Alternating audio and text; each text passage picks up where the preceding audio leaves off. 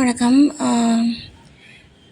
நம்ம லைஃப்பில் நம்ம எப்பயுமே ஹாப்பியாக ஒரு சுறுசுறுப்பாக இருக்கிறதுக்கு நம்ம எந்த மாதிரி இது செயல்பட்டால் எப்பயுமே நம்ம நம்முடைய வேலைகளில் நம்ம சிறப்பாக செய்ய முடியும் அப்படிங்கிறத பற்றி நம்ம பார்க்க முடியுது.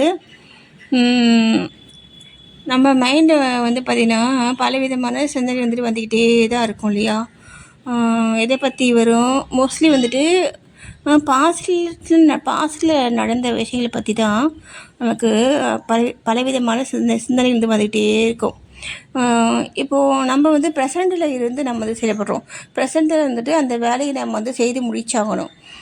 இப்போ பாஸ்டில் இருக்க சிந்தனைகள் நமக்கு வந்துகிட்டே இருக்கும் பொழுது நம்ம ப்ரெசண்ட்டில் இப்போ நம்ம செய்யக்கூடிய அந்த செயல்களில் நம்முடைய சிந்தனை போகாமல் அப்படியே ஒரு தடுமாறும்.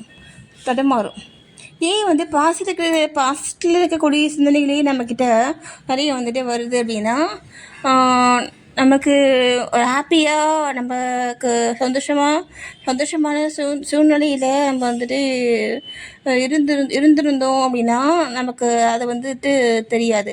இப்போது கஷ்டமான இல்லை நம்ம பாதிக்கப்பட்ட இல்லை அப்படின்னா பிறருடைய வார்த்தைகள் செயல்கள் மூலமாக நமக்கு உண்டான துன்பங்கள் ஓகேங்களா.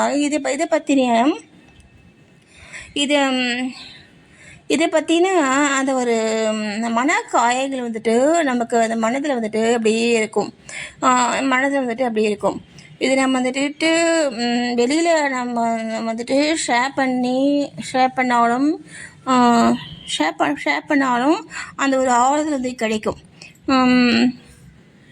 இப்போது இது பார்த்தீங்கன்னா ஃப்ரெண்ட்ஸ் கூட இருக்கவங்க இந்த மாதிரி பண்ணிக்கலாம். யாருன்னா ஆண்களும் சரி பெண்களும் சரி. இப்போது ஃப்ரெண்ட்ஸ் கூட இல்லாதவங்க இல்லை ஃப்ரெண்ட்ஸ் இருந்தும் ஒரு நம்பிக்கையான நிலையில் அவங்க செயல்படலை அப்படின்னும் பொழுது அவங்க அவங்ககிட்ட ஷேர் பண்ணுறதுக்கு அவங்க தயங்குவாங்க. நீங்கள் தான் குடும்பமாக நல்லா போயிடும் உங்களுக்கு இல்லை ஷேர் பண்ணால். அதனால் அந்த ஃபேமிலிக்குள்ளே இருக்கக்கூடிய இந்த ஆண்களும் சரி இந்த பெண்களும் சரி, அதனால் அவங்க என்ன பண்ணலாம், என்ன பண்ணால் அவங்களுடைய அந்த மன வருத்தங்கள் சரியாகி அவங்களுடைய அந்த நார்மல் லைஃப்பில் அவங்க ஒரு ஹாப்பியாக பீஸ்ஃபுல்லாக அவங்களுடைய வேலைகளை செய்யலாம் அப்படிங்கிறத பற்றி பார்க்கும் பொழுது இப்போ பெறால உண்டான மன காயங்கள் ஓகேங்களா, அதை நம்ம எப்படி சரிப்படுத்தலாம் அப்படின்னா, அந்த சூழ்நிலையில் ஆப்போசிட் அந்த ஆப்போசிட் பர்சன்ஸ் பார்த்திங்கன்னா உங்களுக்கு சாதகமாக உங்களுக்கு பிடிச்ச மாதிரி இது செயல்பட்டு நீங்கள் எதிர்பார்த்த அந்த படங்கள் உங்களுக்கு கிடைச்ச மாதிரி நீங்கள் உங்கள் மனதை விட்டு மேலே பேசுங்க. பேசி அதை ரெக்கார்ட் பண்ணி வச்சுக்கோங்க. ஓகேவா? அதை ரெக்கார்ட் பண்ணி வச்சுட்டு அதுங்க கேட்டே இருந்தீங்கன்னா எப்போ அப்படின்னா, எப்போ நீங்கள் தனிமையில் நீங்கள் இருக்கீங்களோ அப்போல்லாம் கேட்க பார்த்தீங்கன்னா அந்த மன காயங்கள் ஆடிடும். அவங்க மேலே இருக்கக்கூடிய அந்த மன வருத்தங்கள் போயிடும். அந்த மன வருத்தங்கள் போயிடுச்சு அப்படின்னாலுமே உங்களுடைய மைண்ட் காம் ஆகிடும். ஓகேவா? என்ன இது தான் ஒரு சிறந்த வழி.